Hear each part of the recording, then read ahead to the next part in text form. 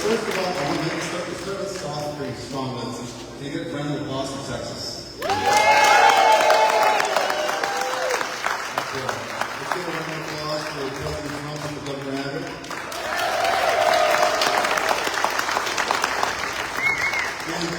As Mr. Sheets introduced me, I'm George Borrego, and I'm running for House District 118, right here where we're standing. And I'm running, me and my wife, we prayed very, very closely. We were deliberating this very strongly, and, when we finally came to the decision on entering this race, the deciding factor for me, these two boys right here, my two sons. I'm sure here in the front row, you guys got me, you're going to get a sneak peek of me playing dad here on the side end. Our children, our values are under attack. We need to make sure that we protect our children and that we make sure that they have the same access to the same Texas I grew up in, my mother, my grandmother, my great-grandmother grew up under, and that they have the same values and the same opportunities that we did. So that's one of the reasons why I'm running, is to keep Texas Texas. Amen. And so when we started blog walking the day after I announced, which is really early, most people don't, most candidates go blog walking, and now the people on the south side of San Antonio, when I knocked on the door and I said, I'm running for House District 118, they would say, wow, that's the first time candidates ever knocked on my door. And when I'm talking to the good people of House District 118, even on the south side, University City, Live Oak, Atkins, Elmendorf, all across 118, what I find out is that our values are the same, and that we are all struggling here, and that we need to fight for Texans first. So let me ask you a question. How many of y'all think property taxes are too high? How many of y'all think that opportunity is going up or going down? Yeah, it's going up. It's going up. A lot of that, the good work with Governor Abbott, but here in Dare County, we need to make sure we keep that open. And most importantly, fight for that property tax relief and those more good jobs and more opportunities for our kids here in Texas, because they are the future. And I'm very proud to receive the great endorsement of Governor Abbott. I'm proud to get in this race. Most importantly, I want to make sure that we all come out to vote, because as we've seen, Democrats are motivated to come out to vote in every election at this point. A motivated Democratic base can easily swing some of the most conservative areas into being blue. So if every vote counts, we have a great governor, we have a great president, and we need to make sure we come out and vote for our state senate, state house, our comptroller's race, our agriculture commissioner, everything. But the voting is so important. So I do have the honor of introducing our great governor of the state of Texas, Governor Abbott.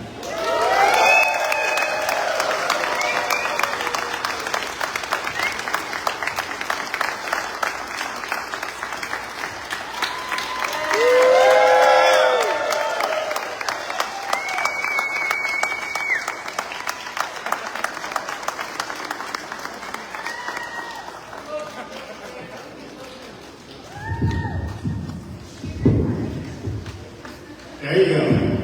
Give it up for George. Also, give it up for Marcus. You guys ever want to make history? I think we're making history today. If you give away, listen, I'm going to bet anybody a breakfast taco. We're making history because I think this is the first time a governor has been to Atkins, Texas, or any type of official event.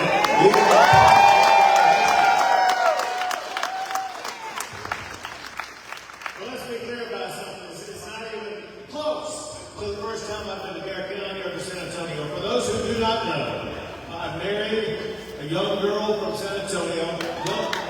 Young is about 4 years old. She was 21 years old at the time. So we actually got engaged in 1981 on the Riverwalk in San Antonio.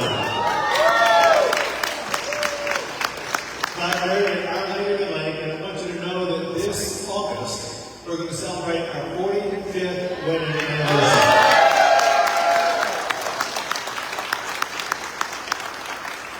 Speaking of history, my wife is the first Hispanic First Lady in the history of the state of Texas.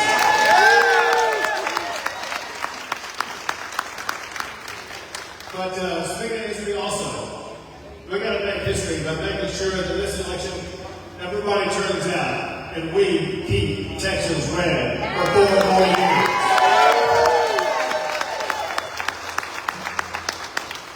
Listen, I'm assuming everybody here is from Bear County, and I'm assuming that you know Wilson County. You're close enough to understand what I'm about to talk about. Listen, we need more folks from Wilson County. The people from Wilson County are going to help us beat the socialists who are running Bear County, Texas. Let's be clear about something. We got people who self-identify as Democrat, and they're just masquerading as Democrats because if you go look at what's going on at City Hall, if you go look at what's going on in the county of Bear County, you have socialists who are running the county, running the city, and driving Texas into a ditch. We cannot tolerate that. And that's exactly why we got to elect George, we got to elect Marcus, and send them to the capital of Austin, Texas, to fight back against the socialist agenda. So let me put facts to my allegations. One thing that we had to course correct on this last session was to stop the socialist practice of these people who were elected to be judges in Bear County, as well as in Harris County, Travis County, and Dallas County, because these socialists aren't just judges. They don't believe the criminals should be kept behind bars. Instead, what they decided to do, even for murderers, is when they were arrested for murder, let them back on the street. There have been more than 200 Texans who were murdered by someone who had been previously arrested for murder and let out on easy or no bail by these progressive, leftist, socialist judges. And I said, I'm not going to tolerate that anymore. And so I signed a law that keeps these dangerous criminals behind bars and places hands in the socialist justice.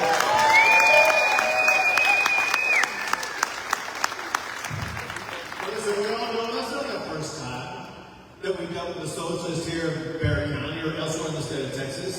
You guys remember what happened just a couple of years ago when we saw the defund the police movement take root and saw the protests in San Antonio, just like they were in Austin and Houston and Dallas. All this stuff began in Minneapolis, like a lot of bad things begin in Minneapolis.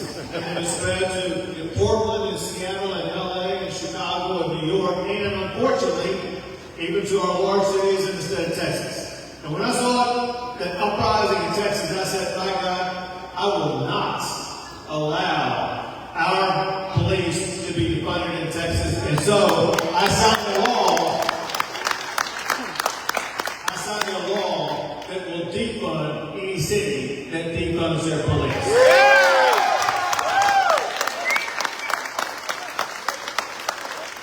Texas is not Minnesota. My God, we are Texas, and in Texas, we support our law enforcement officers.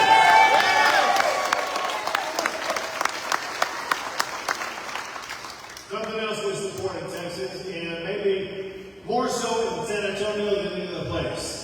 In Texas and San Antonio, we support the men and women of our United States military.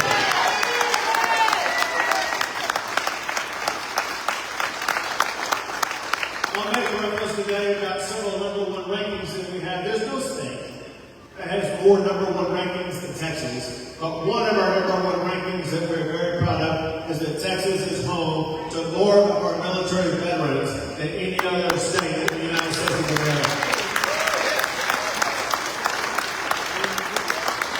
So you all know as well as I do, the motto is the trademark, actually. The trademark that San Antonio has, and that is Military City, USA, and we are proud of the fact we've got our military right here. In fact, my brother served in the United States Navy for 20 years, and where do you think a Navy would retire, not someplace on the ocean. My brother retired right here in San Antonio, Texas.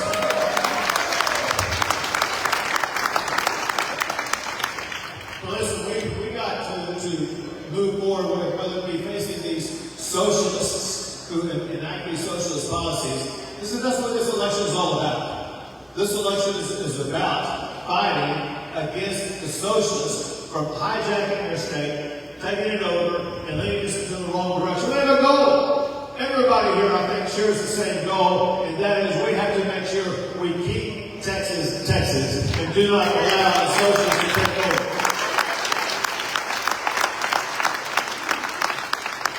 And so we deal with these challenges from across the country and across the globe. I want to mention something here real quick about what we dealt with this week. In part, for all I know, some of you may have families or friends who know somebody caught up in this. For the media, I want to make sure they know what's going on. And that is, if you remember what happened earlier this week, there was an outbreak of the Mexican drug cartels in Mexico that wreaked havoc in several different communities there. And when they did so, they killed a lot of people, but also they endangered others. And they led to a situation where Texans were stuck in a hotel room or wherever they were, and they had to just hunker down where they were and not be able to get back to the state of Texas. For one, I wanted to make sure there was going to be no spillover crime coming across our border, and so I deployed extra number of Texas Department of Public Safety officers, Texas Rangers, along our border to make sure we secure the state of Texas from any spillover causing crime. Second, however, we always care about the safety of our fellow Texans, and I issued a release providing 3 different phone numbers, one to the Texas Department of Public Safety, another to the Department of State, another to the Texas Fusion Center, where anybody who is delayed or caught up and denied the ability to leave Mexico, or anybody who has a loved one there, you can call any one of these 3 numbers that exist, operate 24 hours a day to find out exactly what needs to be done. And let me tell you what we're going to do. We're going to work along with the Department of State and our federal counterparts, and we will make sure every Texan who's holed up in Mexico right now will return home safely to the state of Texas. Listen, we deal with foreign adversaries all the time. During this past session, I signed the toughest law in the United States of America, banning foreign adversaries like China from buying our land in the state of Texas.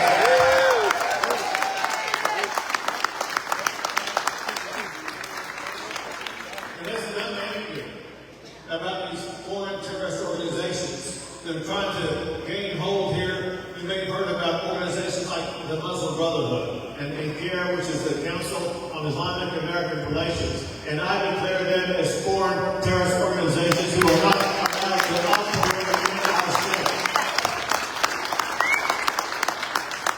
One thing they've done, in addition to being involved in terrorist activities in the past, we see with them as well as with other organizations, this attempt to spread Sharia law in our state. And I've already signed one law that disbanded an Islamic organization that tried to create an Islamic Muslim-only community up in Dallas.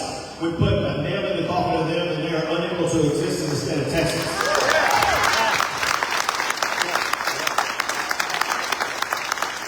In this next session, we're going to session, and I'm going to pass the toughest ban in the United States banning Sharia law in the state of Texas.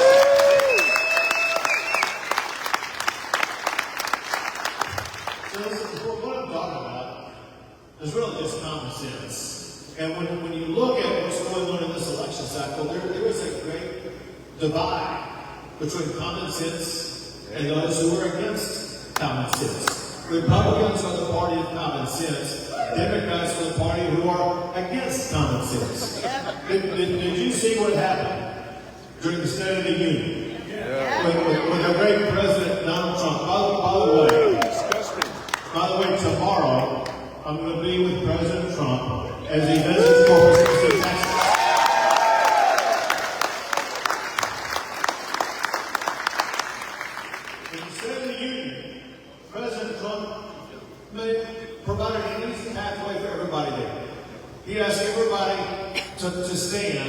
if you stand with U.S. citizens, but if you don't stand, you're standing for people who are in the country illegally. And you saw the Democrats refuse to stand. They put illegal immigrants over United States citizens. And the time for that has come to end. And we will fight for United States citizens.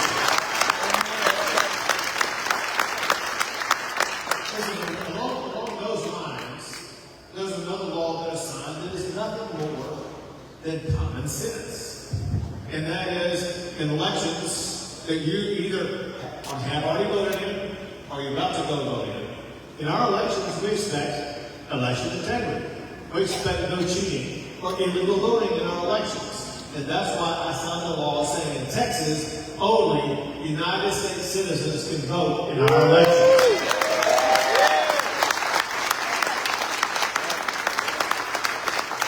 It's common sense. However, there are Democrats running in Texas for election right now who voted against that common sense legislation. We cannot let those crazy Democrats to gain hold of this state who would otherwise allow people who are not United States citizens to be able to vote in our state. We must not allow that to happen. Great.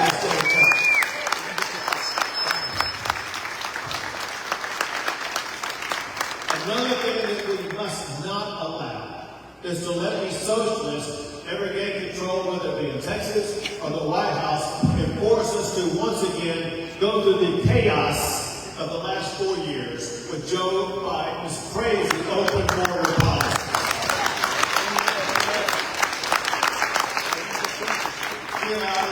13 million people, including people on the terrorist watch list, people who were wanted for murder, rape, and child sexual assault, and we cannot allow that to ever happen again. And when Joe Biden did that, Texas said, we're not going to accept it. And Texas said, we're going to take a stand, and we are going to defend our own border. Texas is the only state in the history of America to build our own border wall.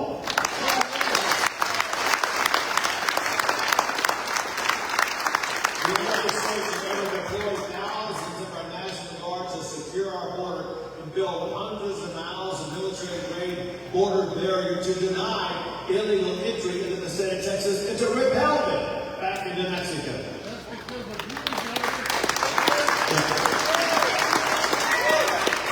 And that's exactly and what we did, because of what we did, we actually reduced illegal immigration into the state of Texas by 85%, and we reduced fentanyl deaths in Texas by 40%.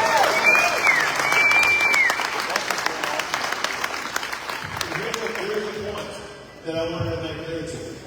And that is this: Trump obviously is doing the best job any president's ever done on securing the border. Listen, here in Texas, our goal is far bigger than just securing the border for the next 3 years. I want to work with George, I want to work with Marcus when we get into the session next time, and we're going to pass laws and strategies and techniques to ensure that in Texas, we're going to secure the border for more than just the next 3 years. We are going to secure our border for the next 3, 4, or 5 decades to ensure we are perfectly secure in this state. So earlier I made reference to the fact that Texas ranks #1 in a lot of ways. And, some of you have heard, I think when could have been Nate who was talking to you, asking about if you feel like you got any good opportunities here. The fact of the matter is Texas ranks #1 in the United States for the most new jobs. #1 for the most economic opportunity. We rank #1 in certain categories. #1 for cattle and cotton. #1 for oil and gas. The list goes on. If all I did today was sit up here and read a list of the ways we rank #1 and be more than 30 minutes long, you'd be so tired of it, you'd leave. So that's what we call, you're going to get tired of it because we got so many #1 rankings in the state of Texas. I'm going to come back to that in a second here. She said that's why everybody's coming here. I got a solution for that. But listen, what I made clear this past session, and that is it's time that we set our sights on another #1 ranking.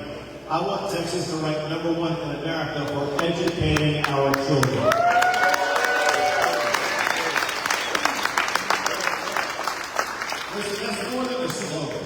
is more than a campaign comment. To be number one, you have to have a strategy, step-by-step process. And when you become number one, and I want you to know, we've already begun that process. One component of it is this school choice program that we passed. What school choice does, it empowers parents to choose the education pathway that's best for their child. No one knows a child better than a parent. And we have to empower the person who knows the child the best to find the best education pathway for that child. But we know this also. Even with school choice, most of our kids are still going to go to their local public schools just like I did. And we want to have the best public schools in the state. And that's why we passed the largest funding increase for public schools ever in Texas, more than $8 billion more for public schools in the state of Texas.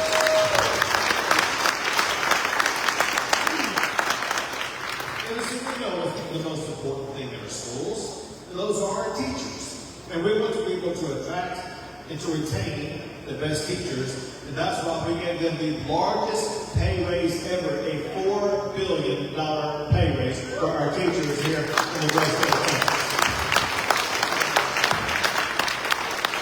Listen, I'm sure you can agree with me that even if we do have the best teachers, we're not going to have the best schools, and we also do not have the best curriculum for our kids to learn. And listen, we've already begun fixing that because we have restored phonics and cursive writing in our schools.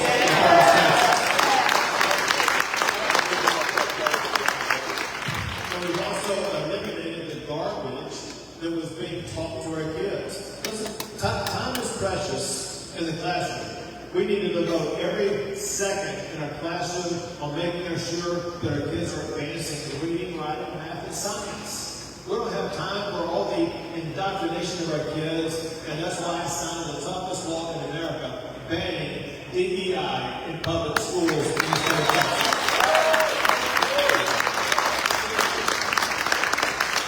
And then I also got rid of this pandemic where I banned boys from playing against girls.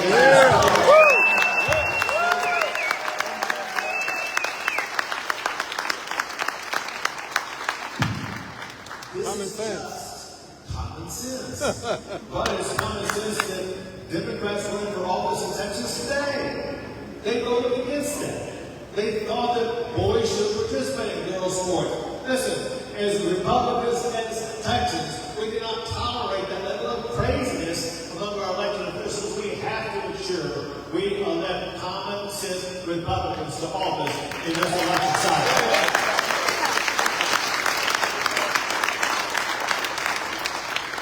Listen, we know one thing that is pinching the pocketbook of so many Texans, and that's the cost of living in our state. And we're working to make sure that we address that cost of living. For one, we want to help out small businesses like where we gather today. Listen, I talked about how Texas ranks number one in so many ways. We're number one as the best state for doing business. Most people think that involves large businesses. Know this. Small businesses represent more than 98% of all businesses in the state. And we passed laws this past session to help our small businesses. Before this last session, small businesses like this one, they had a $2,500 exemption on the personal property that exists in places like this, like these chairs you're sitting on, tables like that, equipment they use to prepare food, whatever the case may be. The first $2,500 of those expenses were exempt from the small business personal property tax. To be honest, that's nice, but not a big help. So we increased that personal property tax exemption from $2,500 to $125,000.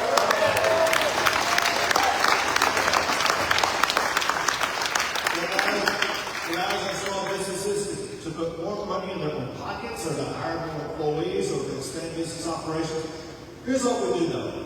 Those small business owners know far more how to make their business succeed than any government employee in Austin, Texas. I believe in putting the power with those who run our businesses, and those are our small business entrepreneurs. Another thing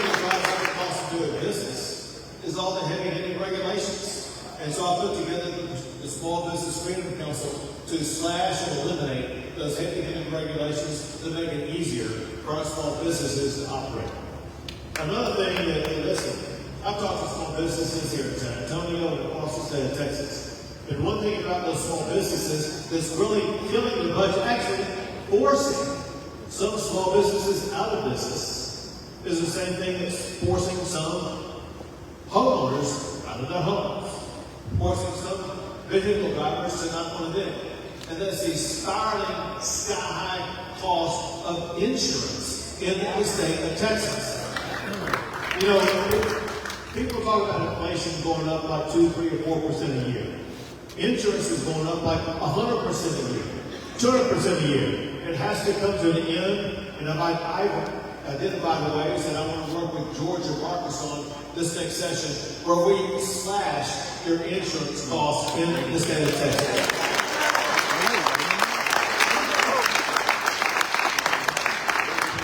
We all know something that George talked about, and that is your property taxes are too high, and something has to be done about it. Let me tell you what we just did, and then what we have to do. What we just did this past year, in fact, we voted in favor of it in November. We once again increased your homestead exemption. Your homestead exemption, remember, is the amount of the value of your homestead that you don't have to pay a school district property tax. When I became governor, that homestead exemption was $15,000. What we did this past year, we increased that exemption to $140,000. So, yeah.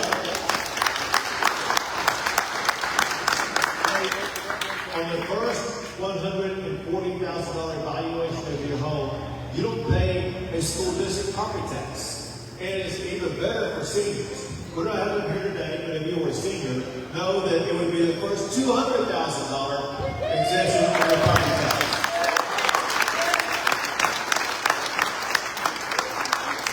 So here's the deal. You guys are applauding that, but at the same time, listen. I've traveled across San Antonio and across the state of Texas, and there's been nobody ever come up to me and say, Governor, I'm perfectly happy with my property tax bill. That's because, listen, even though we've been increasing the homestead exemption, you still don't feel the relief. And I'm going to tell you why. Because also when talking to people in San Antonio, I put together 4 things that I'm going to work on with George and Marcus, and we're going to get past this next session that will ensure you will be able to live in your home for the rest of your lives. You will never again be taxed out of your home.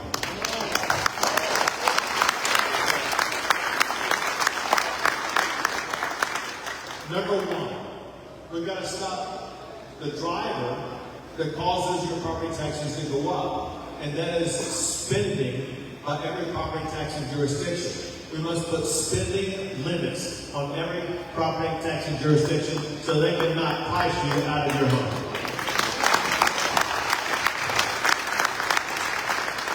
Number 2, your property taxes should never go up without you having a say in it. What that means is that no property tax increase should be imposed on your home without you having a vote, or without requiring a 2/3 vote to pass that property tax increase.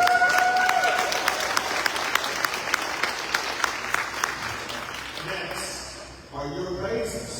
Your raises are going through the roof.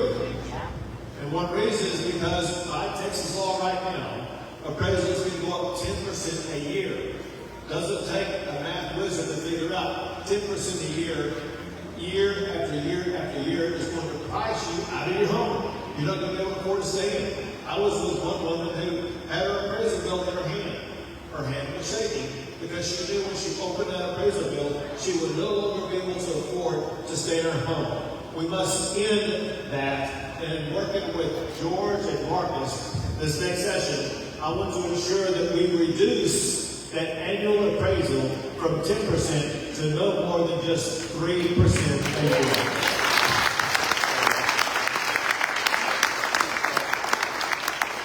And we need to stop having your home reappraised every year, going through all that process, and instead have your homes reappraised for tax purposes only once every 5 years.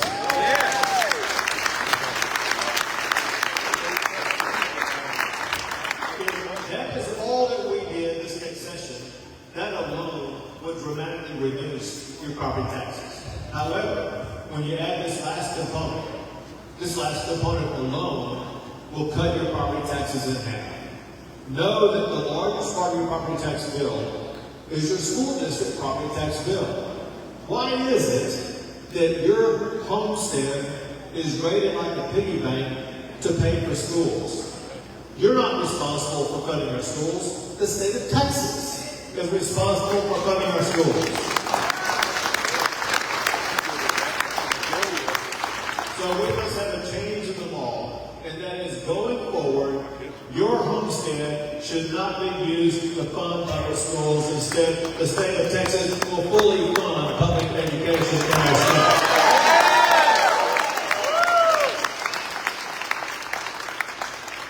All those together will ensure that your property tax bill is going to be cut in more than half and remain down for the rest of the time you live in that home. But listen, when we put all these policies together, Texas is fastly going to become the most affordable state in the United States of America. Yeah.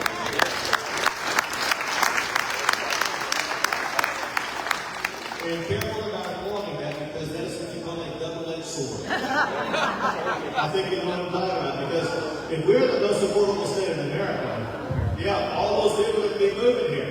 Not just from California and New York. They're going to be coming from Louisiana, Arkansas, Mississippi, and Oklahoma. They're going to be coming from everywhere. Listen, y'all are elected me to be governor to come up with solutions to that. Yep. And I have a solution for it. Yep. Because when we get my policies passed that will make Texas the most affordable state, I'm going to stop spending all that money building that border wall on the southern border, and we're going to build a border wall on the northern border, and our eastern border, and our western border.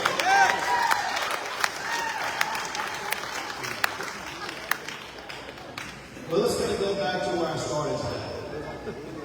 All those good policies are going to pass if we elect Republicans in this election. You got to send George and Marcus to the state legislature.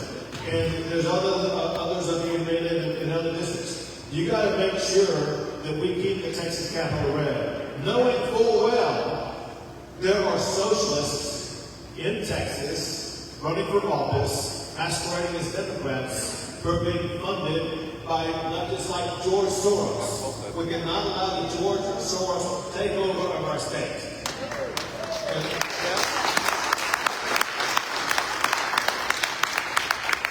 Because there actually is something even more important than your property taxes that are at stake. It's our values of who we are as Texans. There's something special about being a Texan. Something different that you won't find in Minnesota or maybe even Kansas or other places. In Texas, we put God over government. Amen. Amen.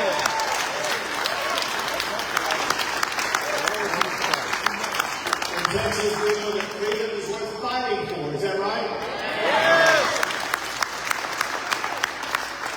In Texas, we know something, and we're not bragging, it's just fact. We know that in Texas, we're better than anybody in any other state like the United States of America.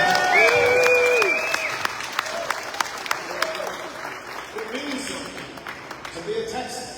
And when we gather together under our core value set and realize we're in this together and we're going to fight together, we're going to make sure that we deny the socialists from hijacking our state and pushing it far to the left and trying to make Texas into another California. And instead, we are going to keep Texas, Texas.